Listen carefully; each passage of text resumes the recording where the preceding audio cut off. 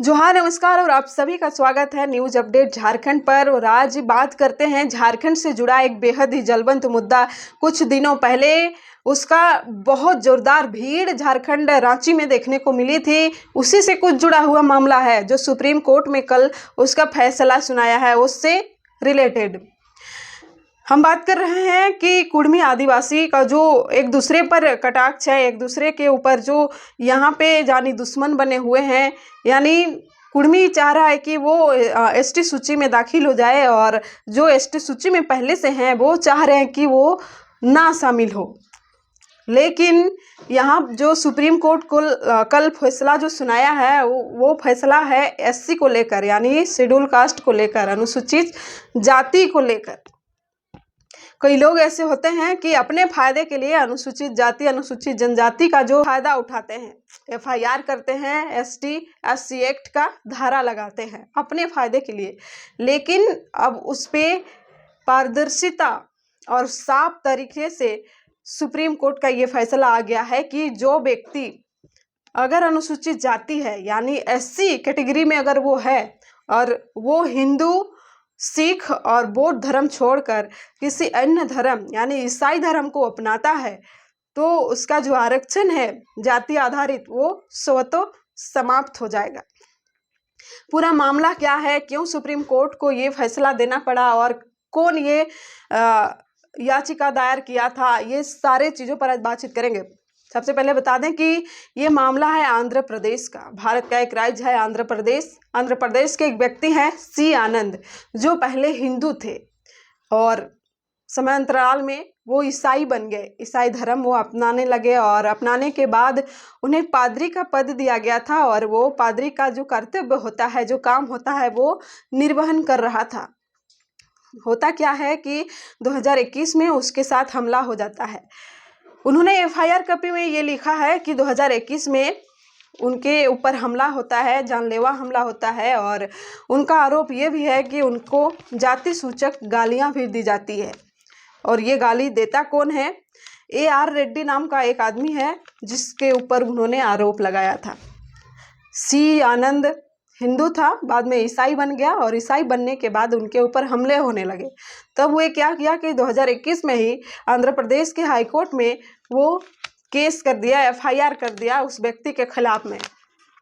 तब Andhra Pradesh high court ने ये फैसला सुनाया था कि जो व्यक्ति पहले हिंदू था, यानी जिस रूल्स रेगुलेशन, जो नियम के साथ शेड्यूल कास्ट को यानी अनुसूचित जाति को सुरक्षा कहें या फिर आरक्षण कहें जो दिया गया है, उस दायरे के बाहर में अगर कोई जा रहा है तो उनका कहना था कि ये आरक्षण स्वतः समाप्त हो जाएगा। और 2021 में जब सी आनंद AR रेड्डी को केस किया था तो वे कोई ऐरा गैरा केस नहीं किया था, बल्कि ST SC एक्ट का प्रयोग करके वो केस किया था। और ST SC एक्ट में साफ तौर से ये लिखा हुआ है कि ये धारा का उपयोग तभी आप कर सकते हैं जब बात समाज कल्याण पर हो। व्यक्तिगत लाभ के लिए आप इसका प्रयोग नहीं कर सकते हैं।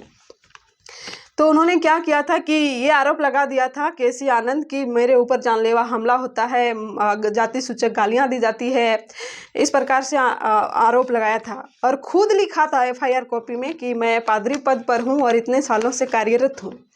तब न्यायालय एक्शन लेते हुए फैसला सुनाया था कि नहीं, अगर आप हिंदू धर्म में रहिएगा तभी आपको अनुसूचित जाति का जो लाभ है वो मिलेगा। आप तो ईसाई बन गए हैं, आपका आरक्षण तो समाप्त हो जाता है और जो आप एक्ट लगाकर उनको केस किए हैं वो एक्ट तो लागू ही नहीं होते हैं। तब सी आनंद नाराज होकर, यानी आंध्र प्रदेश के हाई कोर्ट पर नाराज होकर वो सुप्रीम कोर्ट चले जाते हैं। सुप्रीम कोर्ट में अपील दायर करते हैं और प्रक्रिया होते होते सुप्रीम कोर्ट भी कल वही फैसले को सुरक्षित रख दिया है। यानी सुप्रीम कोर्ट का भी कहना है कि अगर कोई शेड्यूल कास्ट का आदमी यानी SC कैटेगरी के लोग अगर अपना जाति आधारित आरक्षण ले रहा है और वो समय अंतराल में हिंदू, सिख और बौद्ध धर्म को छोड़कर किसी अन्य धर्म को वो अपनाया तो उसी समय स्वतः उसका आरक्षण समाप्त हो जाएगा और जो ST एक्ट है उसका उपयोग वो नहीं कर पाएगा। तो लोग कह रहे थे कि ये एसटी लोग भी जो हैं अब अगर ईसाई बन जाएंगे तो उनका आरक्षण जो है वो समाप्त हो जाएगा। ये ट्रेंड कर रहा था कल कि जो एसटी कैटेगरी के लोग हैं अगर वो ईसाई धर्म मानते हैं तो उसका भी आरक्षण तो समाप्त हो जाएगा। लेकिन एसटी को लेकर ये फैसला नहीं है सुप्रीम कोर्ट का, ये फैसला एससी को लेकर था और इस बात पर आप लोग क्लियर रहिए। इसीलिए हमने ये सच्चाई आपके सामने लाने की कोशिश की। ये फैसला जो कल आया है वो जस्टिस प्रशांत कुमार मिश्रा और NB अंजारिया दोनों जस्टिस के बेंच पर ये फैसला को सुरक्षित फैसला सुनाया गया। और कई जो राजनीति में सक्रिय हैं वो लोग सुप्रीम कोर्ट को धन्यवाद दे रहे हैं। उनका कहना है कि ये समाज में कहीं ना कहीं समानता लाएगी और जिसके पास आरक्षण पहुंचना चाहिए उसके पास ये आरक्षण पहुंच पाएगा।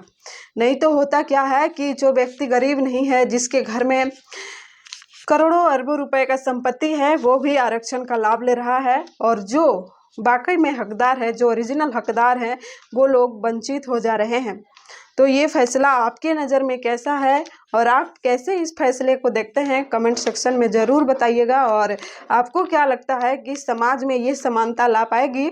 और एक सवाल, सबसे बड़ी सवाल हम आप पर छोड़ के जा रहे हैं कि जो अनुसूचित जनजाति समाज है यानी एसटी समाज है, क्या उनको उनका जो रूल्स रेगुलेशन के आधार पर जो 5 प्रकार का वहाँ पे आधार बनाकर उनको आरक्षण दिया गया है, क्या उस पर चेंज होनी चाहिए?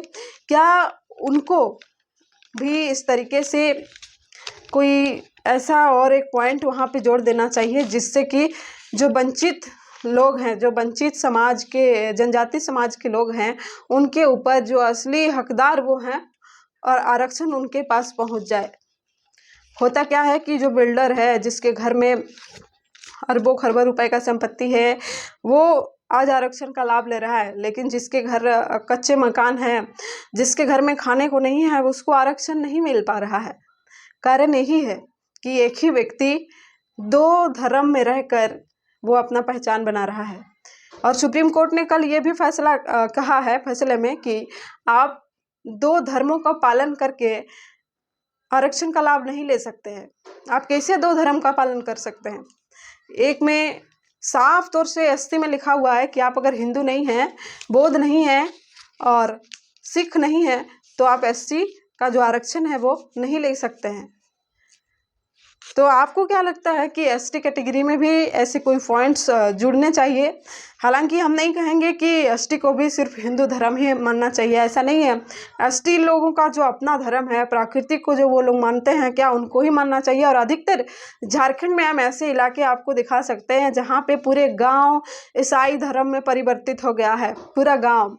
लेकिन वो लोग भी अब एसटी का जो आरक्षण है वो लोग ले रहे हैं और जो वाकई में हकदार है वो उनसे वंचित हो जा रहा है। तो आपका इस पर क्या प्रतिक्रिया है, आप लोग ज़रूर कमेंट सेक्शन है उस पर बताइएगा। तब तक के लिए जोहार, शुक्रिया।